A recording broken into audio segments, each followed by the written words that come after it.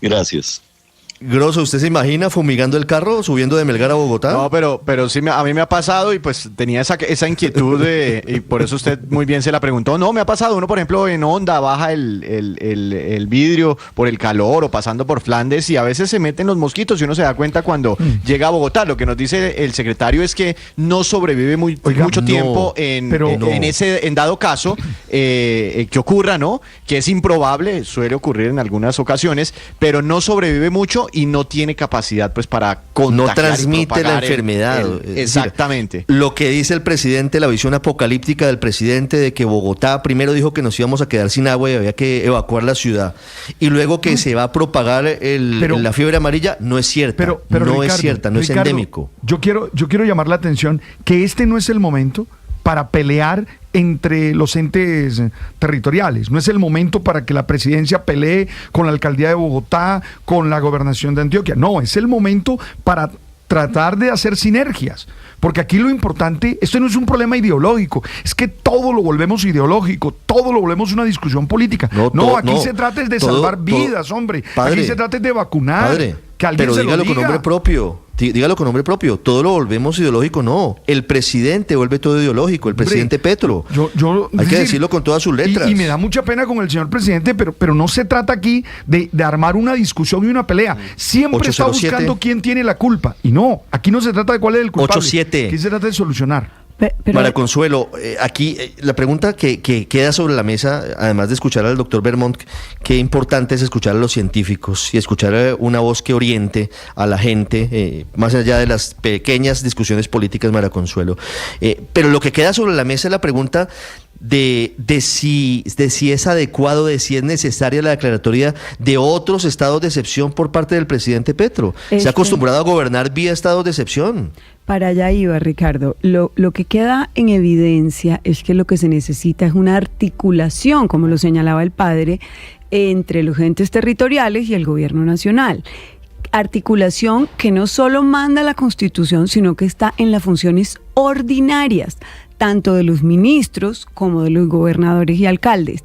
O sea, no se necesita un estado extraordinario, ni de excepción, ni facultades extraordinarias por parte de nadie para hacer su trabajo, que es hacer prevención en salud y vacunar y coordinar que las vacunas, que como nos decía el doctor Bermond, ya existen, o sea, y no hay ni siquiera que comprarlas, no hay ni siquiera que apropiar recursos distintos para salir a completar los esquemas de vacunación, sino sencillamente trabajar articuladamente dentro de las facultades ordinarias que tienen estos funcionarios, tanto desde la presidencia como desde los entes territoriales. Hay que hacer lo que les toca, su trabajo, coordinar. Hay que trabajar coordinadamente, ese es el punto, María Consuelo, eso es clave. Héctor, pero no. Venga, mire que el secretario Bermond confirma lo que habíamos dicho más temprano.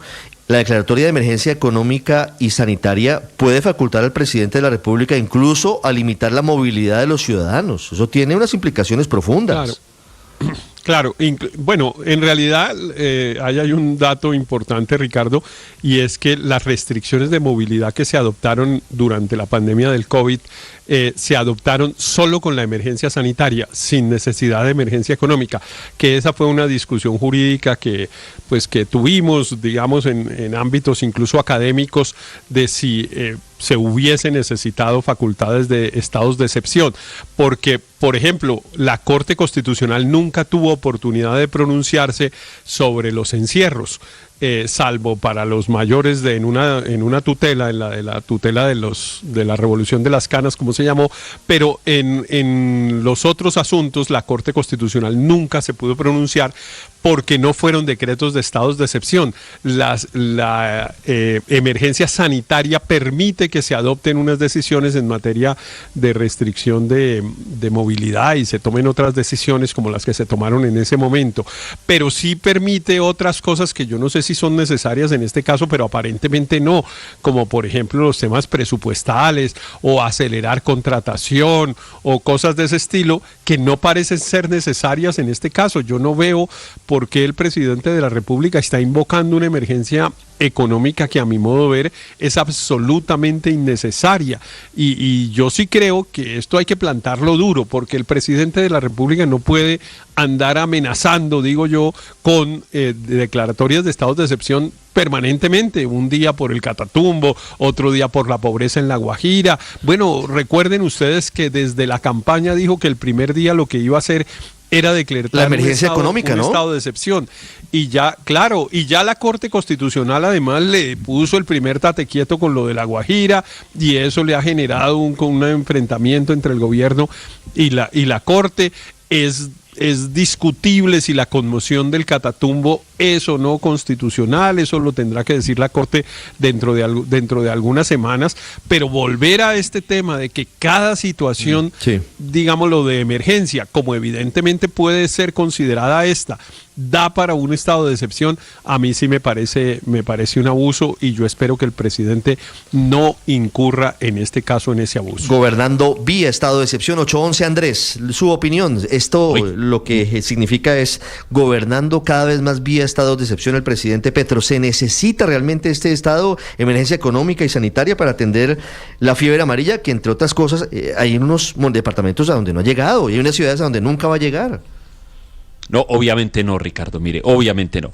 Aquí nos estaba diciendo el secretario Gerson Vermont que este tipo de brotes de fiebre amarilla son recurrentes e incluso se conoce su periodicidad. Él decía que más o menos cada 6 años ocurre unos brotes de este tipo, y los hemos visto no solo con la fiebre amarilla varias veces en nuestras vidas, sino con otras enfermedades transmitidas por este tipo de vectores. No existen las razones, es decir, si el gobierno nacional tuviera una buena vigilancia de estos temas, no existirían las razones para considerarlo una emergencia, porque la emergencia económica sí requiere lo que aquí tantas veces hemos mencionado, que es que se trate de hechos sobrevinientes, la emergencia económica, social, etcétera. Yo no veo tampoco el tipo de afectación que la requeriría.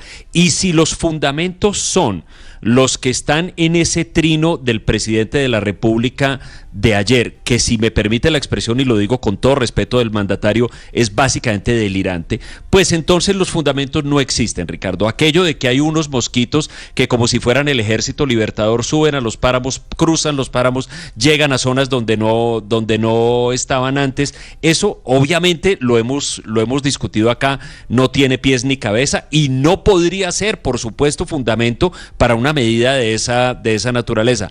Ahora, que en ámbitos temporales mucho mayores, mire que el secretario Vermont habló de 100 años, el mosquito sí ha ido penetrando en otras zonas gracias al cambio climático, es cierto, es serio, y hay que mirar cómo se maneja esa situación pensando en esos ámbitos temporales hacia el futuro.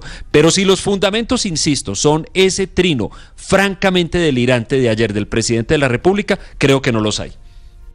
8:13 minutos.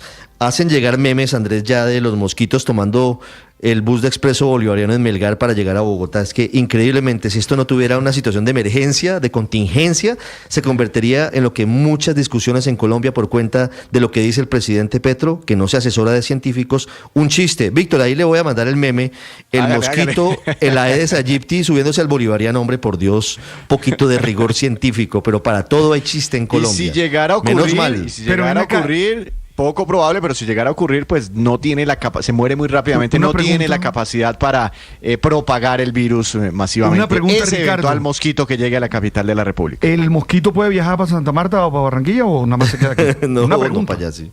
No, pues para allá sí, claro, tendría cómo. Además, ya puede sobrevivir. al nivel del mar sobrevive perfectamente, claro. Pero de aquí para allá Ahora, se muere en el viaje. no, pues pasando Pescadero se muere, yendo por Bucaramanga. 8:14 minutos.